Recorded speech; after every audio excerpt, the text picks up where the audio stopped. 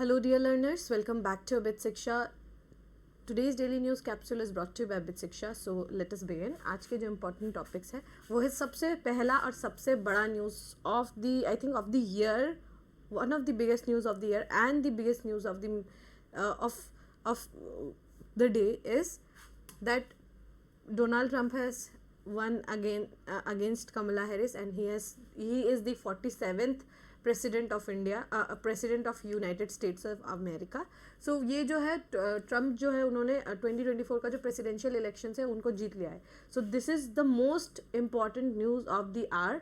मतलब सबसे ज़्यादा अगर कुछ इंपॉर्टेंट न्यूज़ है, this is the important news because you will see all the countries in the world are having their own moment. हर बड़े लीडर्स जो है वो they are cheering Donald Trump आप. ठीक है, बहुत सारी कंट्रीज़ ने उनको विशेस भेजी. तो this is the very important and the most important news of the day. Second is equally important topic, PM Vidya Lakshmi scheme. क्या स्कीम है? बहुत इंपॉर्टेंट स्कीम है. क्या स्कीम है, किससे रिलेटेड है, वो भी हम समझेंगे. And last is Sendai framework. Sendai framework क्या है? यूपीएससी के लिए बहुत इंपॉर्टेंट है एंड स्टेट एग्जाम के लिए भी बहुत ज़्यादा इंपॉर्टेंट है. डिज़ास्टर रिलीफ जो है इस फ्रेमवर्क है. ठीक है, क्या है पूरा हम लोग फर्स्ट टू लास्ट हम लोग अंडरस्टैंड करने की कोशिश करेंगे. तो these three are the most important news of the day. तो तीनों को एक एक करके कवर करते हैं. एंड बिफोर बिगिनिंग अगेन मैं आपको रिमाइंड कराना चाहती हूँ, अगर आप टेट कम रिक्रूटमेंट टेस्ट का प्रिपरेशन कर रहे हैं then Abhit Shiksha has bought you this extensive course which will include pedagogy, Assam GK, English, GSN, current affairs which and with that we have live session, test series, study material, recorded videos, सब कुछ आप लोगों को provide किया जाएगा in this minimal amount. ठीक है, चलिए पहला जो न्यूज़ है डोनाल्ड ट्रायम्फ. ठीक है, he has triumphed and he has made history. ठीक है, ये जो है इसमें आप देख सकते हैं कि 2016 का जो इलेक्शन हुआ था उसमें योर ट्रम्प, उसके बाद 2020 का इलेक्शन में जो बाइडन एंड 2024 के इलेक्शन में अगेन ट्रम्प आया है. तो कमला हैरिस को हरा के with a very big margin, okay, बहुत बड़े मार्जिन से वो जो है जीते हैं. एंड रिपब्लिकन पार्टी जो है again they have come to power defeating the Democratic party. Democratic party से आपके कमला हैरिस जो है वो लड़ी थी एंड आपके रिपब्लिकन पार्टी से डोनाल्ड ट्रम्प जो है वो खड़े हो गए थे. तो ये पिक्चर देखिए when he came with Melania Trump and he had given his victory speech. तो वो इस समय का फोटोज़ है एंड बहुत इम्पॉर्टेंट है. ठीक है, ये जो है अभी क्या क्यों इम्पॉर्टेंट है, क्यों बार बार हम डिस्कस कर रहे हैं, because you see US is the biggest country in the world. ठीक है, बहुत बहुत पावरफुल कंट्री, बहुत बड़ी कंट्री है, the major decision maker of the world. जो दिस टाइप का डिसीजन लेता है, आप कुछ भी कोई भी फेस देख लीजिए, आप चाहे इकोनॉमिक्स देख लीजिए, पॉलिटिकल देख लीजिए, इंडस्ट्री देख लीजिए, कुछ भी स्फेयर हो, यूएस का influence is the major influence in all over the world. ठीक है, कोई भी डिसीजन ऐसा नहीं है जहाँ पर यूएस ना रहे. वेरी वेरी इंपॉर्टेंट जो रहता है हमारा, मतलब एक पावर ग्रुप, एक इतना बड़ा और इतना मतलब पावरफुल देश है यूएसए. तो उसके लिए उसका प्रेसिडेंट बनना is a very big achievement in its own. ठीक है, एंड डोनाल्ड ट्रम्प ने ये दूसरी बार करके दिखाया which makes him one of the greatest personalities to be remembered.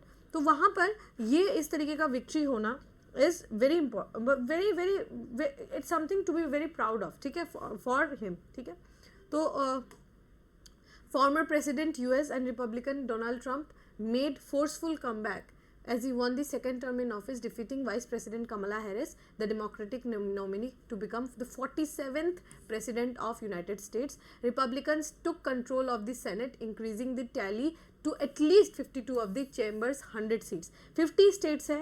ठीक है, 50 states है यूएस में, उसमें हर स्टेट से दो दो रिप्रेजेंटेटिव्स है. तो 50 इंटू 2 इज़ 100 स्टेट्स, 100 मेंबर्स, और 100 मेंबर्स का जो पूरा चेंबर है उसमें 52 मेंबर, मोर देन हाफ, वो है रिपब्लिकन पार्टी का.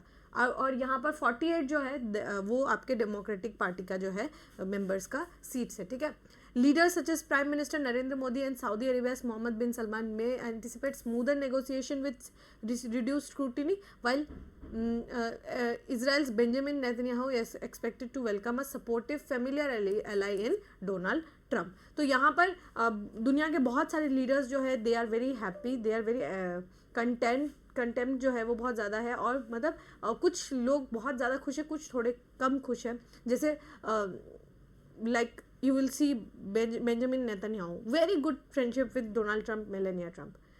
Prime Minister Modi, good friendship. Emmanuel Macron, very good friendship. Georgia Meloni, good friendship. Mohammed bin Salman, अच्छा relationship है.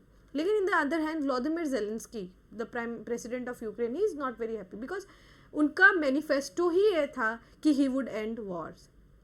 यहाँ पर पुतिन ये सोच सकते हैं कि जो भी टेरिटरी को ऑक्यूपाई किया है आपके रशिया ने, let them take it and Ukraine अपना फिर से रिस्टार्ट करे. दिस इज इसीलिए रशिया भी it's kind of in the mid way कि मतलब वो खुश है भी और नहीं भी है, बिकॉज और थोड़ा वो लोग they are on the happier end, पर फिर भी कुछ कंट्रीज है they are very happy, like your Israel is one of the most happiest one, because Donald Trump का पहला रिजीम में हमने यही देखा था, he is strict capitalist, he is very industrialist, he want to control inflation, he don't want to be in debt. ठीक है, वो डेट नहीं होना चाहते, वो टैक्स रिड्यूस करना चाहते हैं, वो कैपिटलिज्म पे बिल्कुल कट्टर कैपिटलिस्ट है. तो he want to focus on his policies. और एस जयशंकर जी का जो अगर हम कल बात कर रहे थे, आपको याद हो, एस जयशंकर जी ने भी ये बोला है कि Trump coming in power will make US more isolation, will make USA a very big isolationist country in the world. अब सोचिए कोई भी टॉपिक हो उसमें यूएस जो है आइसोलेशन में रहेगा, और ये बहुत बड़ी बात है. ठीक है, क्योंकि दो कंट्रीज को बीच में या तो वॉर को एक्सटेंड करना या वॉर को फिनिश करना, US has that very big role to play. अगर वो चाहे तो वो अगर आज या कल में भी वो रशिया यूक्रेन वॉर को ख़त्म कर सकते हैं, गाज़ा एंड इजराइल का वॉर को वो रोक सकते हैं. लेकिन अगर ट्रम्प कम्स इन पावर, वो ये सबको उतना ज़्यादा फोकस नहीं करेंगे कि वार हो रहा है, जो भी हो रहा है, it's not our problem. They will say it's not our problem, आप लोग अपना लड़ रहे हैं, वाई वुड वी कम. ठीक है, तो आइसोलेशन में यूएस बहुत ज़्यादा जाने की हैवी चांसेस है. साथ ही वार्स के केस में तो आइसोलेशन में होने का चांसेस है ही, उसके साथ ही आपका क्लाइमेट के मामले में which industry wants to be मतलब कौन सा इंडस्ट्री चाहता है कि उनका प्रोडक्शन कम हो, पर अगर हम क्लाइमेट कॉन्शियस हो जाए तो प्रोडक्शन में कमी आएगा ही. तो ये सब जो चीज़ें हैं, मतलब क्लाइमेट को लेकर हमें बहुत ज़्यादा टेंशन वाली बात है ये कि बिकॉज ट्रम्प जो है वो he is not very into this things कि क्लाइमेट को बचाना है, वेरी क्लाइमेट कॉन्शियस, ऐसा कुछ नहीं है. ही इज़ स्ट्रिक्ट कैपिटलिस्ट, तो वो उस सेक्टर में भी प्रॉब्लम आने वाला है. और ग्रोइंग आइसोलेशनिज्म, मतलब वो कंट्री अलग से रहेगी, it is very problematic also, because one of the biggest fund giver is USA. पूरे दुनिया में उसका फंड्स जाता है. तो अगर एक कंट्री इतने ज़्यादा फंड्स अगर बांटने वाली कंट्री अगर वो आइसोलेशन में चली जाती है या फिर अपना खुद का डिसीजन वैसे मतलब आइसोलेटेड तरीके से लेती है, that is something that we need to be थोड़ा टेंशन वाली बात है. ठीक है, तो यहाँ पर वो एक चीज़ जो आपको ध्यान में रखना है वो यही है.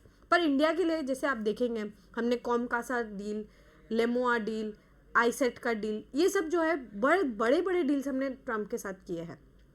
तो हमारे लिए ये बहुत इंपॉर्टेंट है, एंड स्पेशली बिकॉज 2025 में क्वाड का मीटिंग होने वाला है, एंड जैसे ही आपके ट्रम्प पावर में आएंगे उसका पहला मीटिंग ही इंडिया में होगा फॉर क्वाड. तो ये हमारे लिए बिल्कुल बेस बना देगा, बहुत फ्रेश स्टार्ट होगा इंडो यूएस रिलेशनशिप का. तो हमारे लिए इक्वली इंपॉर्टेंट है. ठीक है, क्वाड होना, यूएस होना इज़ इक्वली इंपॉर्टेंट. 2024 में मीटिंग होने वाला था, बट जो बाइडन ने उसको कैंसिल करवा के 2025 में अब वो मीटिंग होगा. तो ये हमारे लिए बहुत फ्रेश स्टार्ट रहेगा. हमने बहुत बड़े डील साइन किए हैं विथ यूएसए. ठीक है, तो इसीलिए वो हमारे लिए और ज़्यादा इंपॉर्टेंट हो जाते हैं. This presidency of Trump becomes very important for us. ठीक है. However, Ukraine's Volodymyr Zelensky may face challenges as Donald Trump tends to prioritize countries that align with US policy or show strength. ठीक है, तो ये मैंने आपको बता ही दिया. व्लादिमीर जेलेंस्की को थोड़ा प्रॉब्लम हो सकता है.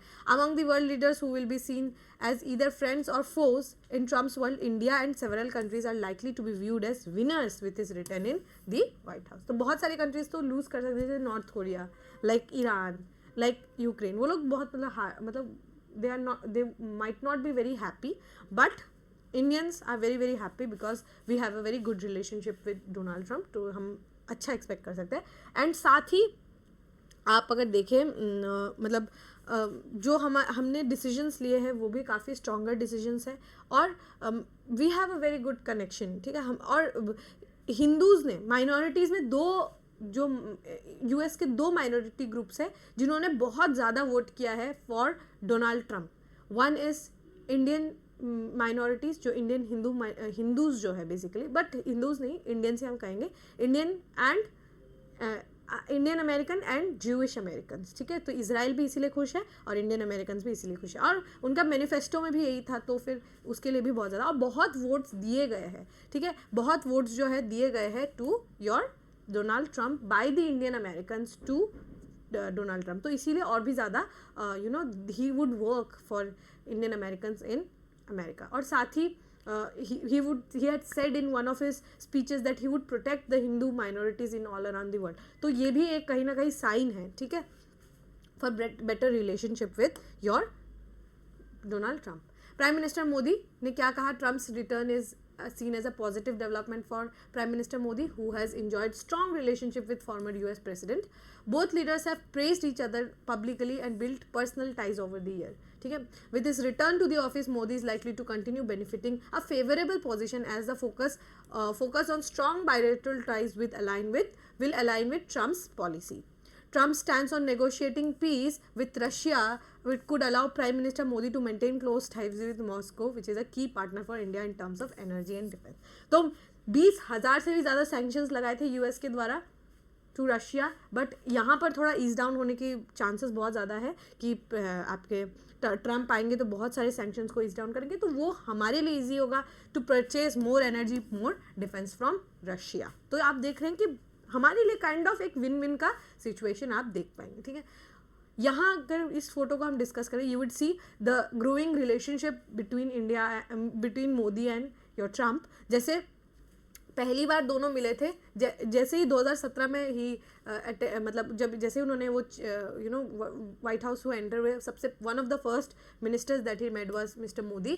उसके बाद G7 हुआ था फ्रांस में 2019 में, तो वहाँ पर भी दोनों मिले थे. उसके बाद हाउडी मोदी हुआ था एक टेक्सास में. हाउडी मोदी अगर आप लोगों को याद हो, बहुत बड़े तरीके से ये एक सेलिब्रेशन टाइप हुआ था, वहाँ पर मोदी जी गए थे. एंड नमस्ते ट्रम्प इन इंडिया जो है मोटेरा में हुआ था, अगर आप लोगों को ये सारे पिक्चर्स रिमेंबर हो तो these are very important and very powerful pictures. और यहाँ पर ट्रम्प जब वो लड़े थे पिछले साल, तो वो यहाँ पर बोला था कि आपकी बार ट्रम्प सरकार, ऐसा कुछ उन्होंने कहा था इन दी हाउडी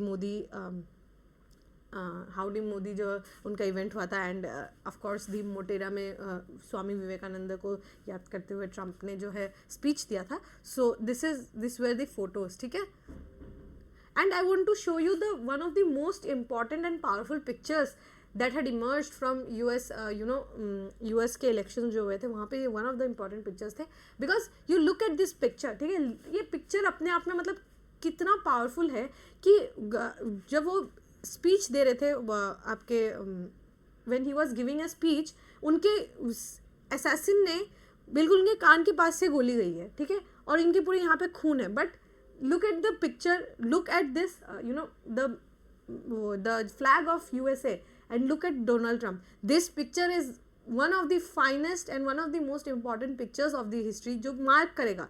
ठीक है, ये हमेशा याद रहेगा ये picture. The way he has rose his hand, the way the flag is waving, all and everything. मतलब assassin से वो 1 सेकेंड से चुके हैं. ठीक है, अपने assassin से वो पहले 1 सेकेंड से चुके हैं. मतलब अगर वो थोड़ा सा मूव करते, the bullet would have hit his face and he would have died instantly. but कान से छू के गई है बिल्कुल गोली. तो कुछ रीजंस है जिसके वजह से वो फिर से इलेक्ट भी हुए हैं. This is the powerful picture that internet could see. ठीक है, मतलब बहुत बहुत पावरफुल इमेज है ये. सो ये इम्पॉर्टेंट है. बट यहाँ पर एक और बात है कि he has said some misogynistic things, racist things, थोड़े क्लासिस्ट थिंग भी उन्होंने कहे हैं. वो सब थोड़ा प्रॉब्लमेटिक चीज़ें ये करते हैं, पर we would have to see in future कि क्या हो रहा है. But this is a very very strong image. ये इमेज के कारण भी आई थिंक ट्रम्प का ब्रांडिंग बहुत बढ़िया तरीके से हुआ है.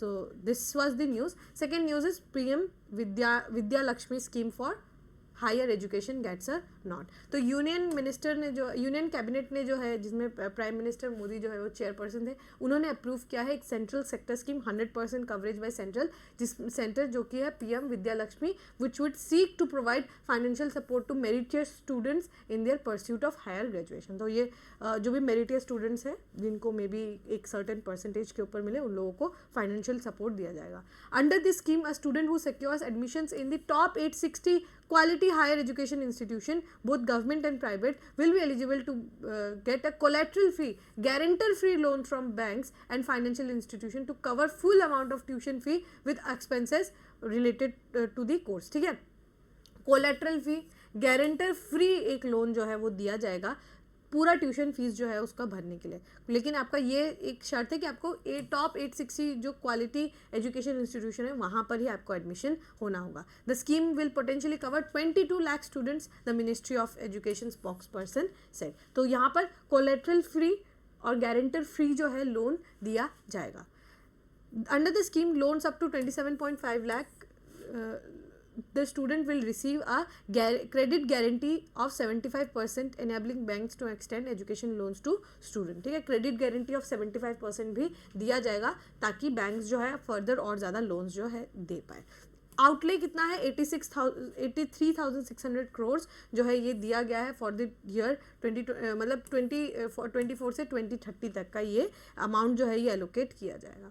And 7 lakh fresh students are expected to get benefit, the ministry added. ठीक है, यहाँ पर हम देखते हैं विद्या लक्ष्मी जो पोर्टल है ये one of its first kind portal है जो कि एजुकेशनल लोन्स देगा। The portal has been developed by and maintain by NSDL। Government जो है उनका वेबसाइट जो है, जो कि मिनिस्ट्री गाइडेंस किसके द्वारा दी गई है, ministry of finance, ministry of human resource and development and Indian banks association, ये तीनों ने मिलकर ये जो पोर्टल है इसको बनाया है। Students can track their application status to the banks 24 hours by accessing the dashboard of the portal. बहुत इंपॉर्टेंट है। ठीक है, बहुत सारे ऐसे बड़े इंस्टीट्यूशन हैं जहाँ पर स्टूडेंट्स जो है वो उतना अमाउंट जो है वो खर्चा नहीं कर पाते।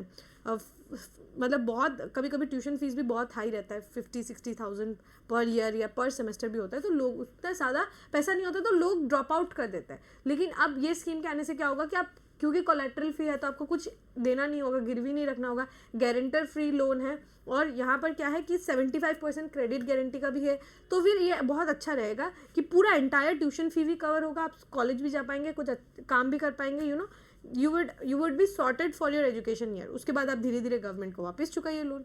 ठीक है, it provides a single window mechanism for applications and disbursement of government scholarships and educational loans provide by banks. ठीक है, तो it envisions to bring all the banks providing educational loan under one roof. तो बहुत education loan पे भी क्योंकि किसी bank का कोई अलग इंटरेस्टेड है, कोई अलग चीज़ है, कोई अलग चार्जेस रहता है, पर उन सबको एक साथ एक जगह पे लेने का ये एक बहुत इंपॉर्टेंट एक बहुत इंपॉर्टेंट रास्ता रहेगा, एक जरिया रहेगा। तो दिस PM विद्यांजलि स्कीम बहुत इंपॉर्टेंट स्कीम है, क्योंकि आपको पता होगा कि ऐसे जो फ्लैगशिप स्कीम होते हैं जैसे मातृवंदना स्कीम, जननी सुरक्षा स्कीम, ये सब जो मतलब सोशल वेलफेयर स्कीम्स होते हैं, जैसे इसमें विद्या लक्ष्मी स्कीम है, ये सब जो सोशल वेलफेयर स्कीम्स होते हैं इसमें से 1 या 2 क्वेश्चन हर साल आता है। तो आपको इसके बारे में नोट्स बनाना होगा कि क्या क्या है, कितना क्रेडिट गारंटी है, कोलैटरल फी है, फ्री है कि नहीं है, गारंटर फ्री लोन है कि नहीं है, ये सब आप लोगों को नोट्स में अपना नोट डाउन करते हुए रहना होगा। ठीक है,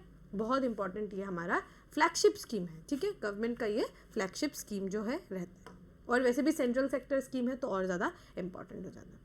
next is India committed to Sendai framework for risk reduction. तो डिजास्टर रिस्क रिडक्शन, ठीक है, कि डिजास्टर का रिस्क जो है उसको रिड्यूस करें, उसके लिए सेंडाई फ्रेमवर्क जो है ये बनाया गया था।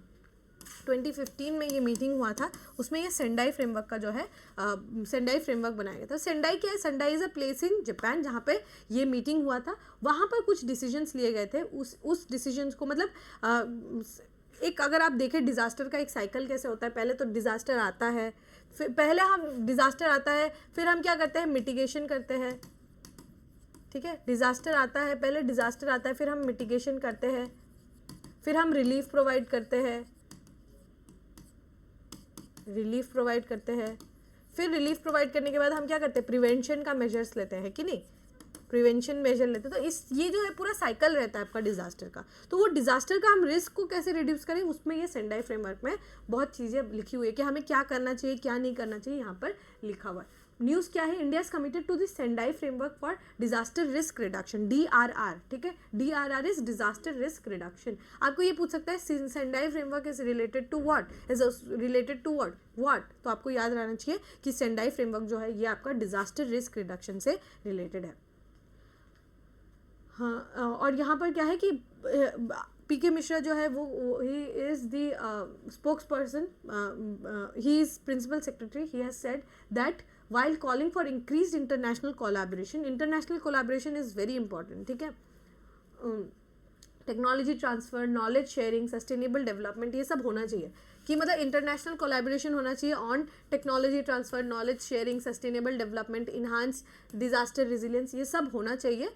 Mister Mishra made this remarks at the G20 disaster risk reduction working group ministerial meeting in बेलेम in Brazil, the union home ministry said in a statement on Saturday.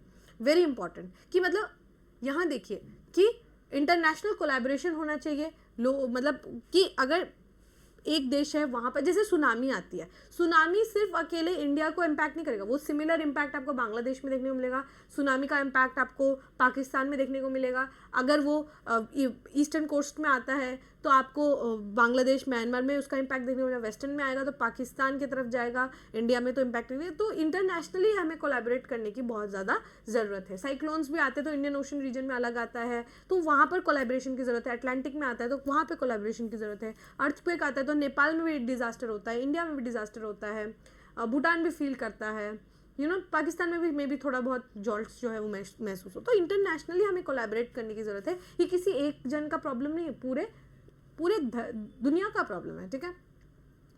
और यहाँ पर क्या है और नॉलेज शेयरिंग होना चाहिए कि हम क्या कर सकते हैं, नॉलेज शेयर होना चाहिए, सस्टेनेबल डेवलपमेंट प्रैक्टिसेस होने चाहिए और इन्हेंस होना चाहिए डिजास्टर रेजिलियंस, हमें रेजिलियंट बनना होगा।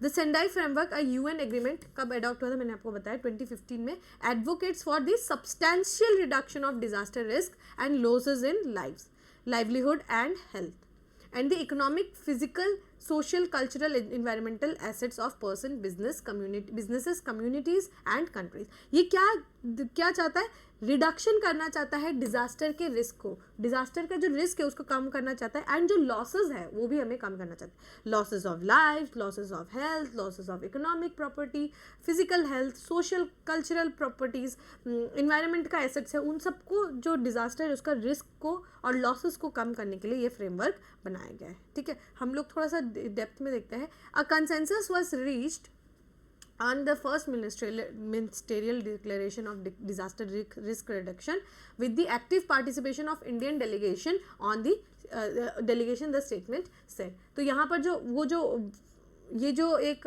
declaration है उसको साइन कर लिया गया है और कंसेंसस भी बन चुका है। The first such working group on disaster risk resilience was established on India's initiative during its G20 presidency in 2023। तो डिजास्टर का जो रिस्क को रिड्यूस करने का जो पहला कदम जिन्होंने बढ़ाया था वो हमने 2023 के G20 के मीटिंग में उठाया था।